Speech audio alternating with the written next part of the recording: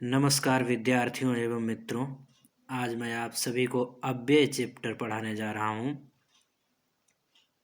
अव्यय चैप्टर जिसका level class 6, 7, 8 के लिए है, उसको मैं आप सभी को समझाने का प्रयास कर रहा हूँ। चलिए ज़्यादा भूमिका न बनाते हुए सीधे चैप्टर के विषय में बताते हैं। देखिए अव्यय क्या होता है। अव्यय मतलब आ प्लस व्यय, यानी आ का अर्थ होता है नहीं और व्यय का अर्थ होता है खर्च होना। देखिए आ का अर्थ क्या है। आ मीन्स नहीं और व्यय, व्यय आप समझते ही हैं, व्यय मतलब खर्च होना। तो मतलब जो खर्च ना हो, अर्थात घटे नहीं या बदले नहीं। व्यय का तात्पर्य हुआ कि जो ना घटे और ना बदले, अर्थात कह सकते हैं कि ज्यों का त्यों रहे, उसको कहते हैं अव्यय। अर्थात जिसमें कोई व्यय न हो या बदलाव ना हो, उसे अव्यय कहते हैं। अगर परिभाषा पूछी जाए तो क्या कहा जाएगा। परिभाषा के रूप में हम कह सकते हैं कि जिन शब्दों में लिंग, वचन, पुरुष इत्यादि के बदलने पर भी कोई बदलाव ना आए, उन शब्दों को अव्यय कहते हैं। अब आप सोच रहे होंगे कि लिंग, वचन, पुरुष के बदलने पर किस में बदलाव नहीं आता और कैसे नहीं आता, तो वह मैं आपको बता रहा हूँ। तो उदाहरण के लिए मैं आपको बताना चाहूँगा, जैसे मधुर धीरे धीरे गाता है, तो इसमें ये जो धीरे धीरे शब्द आया है, ये क्या है, ये अव्यय है, क्योंकि इसमें कोई बदलाव नहीं आ रहा है। कैसे बदलाव नहीं आ रहा है। जैसे मधुर शब्द है, हाँ, ये जो कर्ता शब्द है, इसका मैं अगर लिंग चेंज कर दूं, मधुर की जगह मैंने राधा कर दिया, तो भी अब ये पुल्लिंग था और ये स्त्रीलिंग हो गया, लेकिन फिर भी इसमें कोई बदलाव नहीं आया। ये जो धीरे धीरे शब्द है वो धीरे धीरे ही रहा। मतलब मधुर धीरे धीरे गाता है और राधा धीरे धीरे गाती है, तो इसमें क्रिया में तो अंतर आया, लेकिन क्रिया का जो विशेषण है उसमें कोई अंतर नहीं आया, ना यहाँ पर है ना यहाँ पर है। तो जैसे मधुर धीरे धीरे गाता है, तो राधा धीरे धीरे, यहाँ भी धीरे धीरे है, कुछ धीरे धीरे तो नहीं हो गया, या धीरा धीरा तो यहाँ नहीं है। तो इन इसमें और इसमें कोई फर्क नहीं हुआ, इसलिए ये क्या है, ये है क्रिया विशेषण। तो ये मैंने लिंग चेंज करके आपको दिखाया।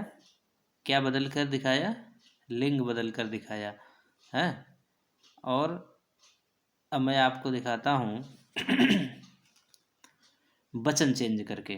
जैसे वह धीरे धीरे गाता है, वह मतलब एक वचन में है, और देखिए धीरे धीरे जैसे लिखा है वैसे यहाँ भी लिखा है। वे बहुवचन में है, तो वे धीरे धीरे गाते हैं, तो इनमें तो अंतर आया दोनों में, तीनों में, लेकिन गाता है, यहाँ गाते हैं, यहाँ है में भी अंकी बिंदी आ गई, और गाता ऊपर गाता था, नीचे गाते हो गया। तो इनमें अंतर आया और इनमें अंतर आया, लेकिन इनके अंतर करने पर यहाँ कोई भी अंतर नहीं आया। इसका मतलब ये क्या है, ये है अव्यय, यानी कि इनमें कोई बदलाव नहीं हुआ, इसलिए बदलाव नहीं। तो ये क्या हो गए, ये हो गए अव्यय। क्या हो गए, अव्यय। ओके जी, क्या हो गए, ये हो गए हैं अव्यय।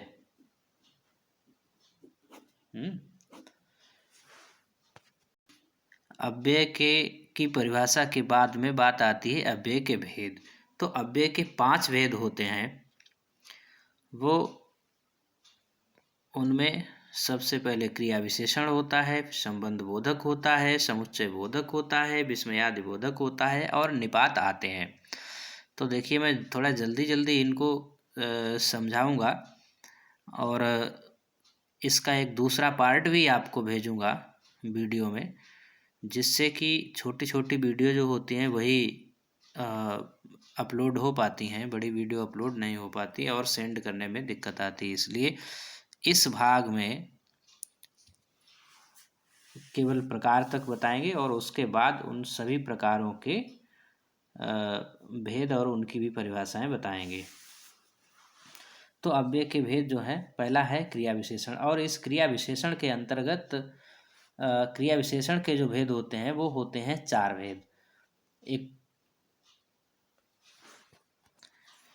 तो कालवाचक होता है, स्थानवाचक होता है, रीतिवाचक और परिमाणवाचक होता है। उसी तरह से संबंध बोधक के 8 भेद होते हैं, जिसमें कालवाचक, स्थानवाचक, दिशावाचक, समानता और तुलना, कारण और विकल्प और विरोधात्मक होते हैं या विरोधवाचक होते हैं। तीसरा समुच्चय बोधक होता है। इसमें समानाधिकरण होते हैं और व्याधिकरण होते हैं। चौथा विस्मयादि बोधक होता है। इसमें कोई प्रकार नहीं होते हैं। और पांचवा निपात होता है, उसमें भी कोई प्रकार नहीं होते हैं, लेकिन फिर भी इनको समझने में कई चीज़ों का ध्यान रखना पड़ता है। चलिए फिर से एक बार अब ऊपर से समझाते हैं कि थोड़ा ये कैसे होते हैं। क्रिया विशेषण। क्रिया विशेषण मतलब जो क्रिया की विशेषता बताते हैं वो शब्द क्रिया विशेषण कहलाते हैं। जैसे अभी जो मैंने एग्जाम्पल दिए थे आपको, ये वाले, ये सब के सब क्रिया विशेषण के ही एग्जाम्पल हैं। धीरे धीरे गाता है, मतलब गाना क्या है, ये क्रिया है, ये गाता शब्द क्रिया है और इसकी ये विशेषता है क्या, धीरे धीरे। तो ये हो गया है क्रिया विशेषण। धीरे धीरे गाता है, तेज तेज चलता है, तो ये क्रिया विशेषण हो गए। अच्छा, इसके बाद आपका आता है संबंध बोधक। इसमें जैसे के बाद है, से पहले है, के ऊपर है, से नीचे है, ये जो है संबंध बोधक के अंतर्गत आते हैं। उसके बाद आता है समुच्चय बोधक। समुच्चय बोधक में जैसे तथा है, वा है, और है, ये सब होते हैं, क्या कहलाते हैं, ये समुच्चय बोधक कहलाते हैं। विस्मयादि बोधक। विस्मयादि बोधक में वाह, छी और हाय, इस प्रकार के शब्द जो होते हैं, यानी कि जो खुशी दें, भयभीत करें और घृणा उत्पन्न करें, ये सब जो होते हैं विस्मयादि बोधक के अंतर्गत आते हैं। ऐसे शब्द, इनमें भी कोई परिवर्तन नहीं होता है, चाहे किसी पुरुष के लिए इसका प्रयोग करें या स्त्री के लिए करें, चाहे एक व्यक्ति के लिए करें या 10 व्यक्तियों के लिए करें, तो ये शब्द ज्यों के त्यों प्रयोग किए जाते हैं। निपात में जैसे हो शब्द है, भी है, तो है, तक है, ये सभी शब्द जो हैं ये कितने भी लोगों के लिए प्रयोग किए जाएं या किसी के अर्थ में प्रयोग किए जाएं, इनका जो है, और ये चाहे स्त्री के लिए प्रयोग किए जाएं या पुरुष जाति के लिए प्रयोग किए जाएं, और किसी भी वचन में प्रयोग किए जाएं, ये इनमें कोई अंतर नहीं आता, ज्यों के त्यों बने रहते हैं। अर्थात कुल मिलाकर के बात यही आ जाती है घूम के कि जिसमें कोई बदलाव ना हो वह क्रिया विशेषण हो या विस्मयादि बोधक हो या जो भी हो, जिनमें कोई बदलाव ना आए किसी भी प्रकार से, वह जो होते हैं अव्यय कहलाते हैं। अर्थात जिनमें वचन, लिंग, कारक, पुरुष इत्यादि के परिवर्तन होने पर भी कोई बदलाव ना आए, उन शब्दों को अव्यय अर्थात अविकारी शब्द कहते हैं। एक बात यह भी आपको याद रखनी है कि इन्हें केवल अव्यय ही नहीं कहते हैं, इन्हें अव्यय भी कहते हैं और अविकारी शब्द भी कहते हैं। क्या कहते हैं? अविकारी। अविकारी का भी वही अर्थ है, क्योंकि आ मीन्स नहीं और विकारी मीन्स विकार, अर्थात विकार का मतलब होता है बदलाव है।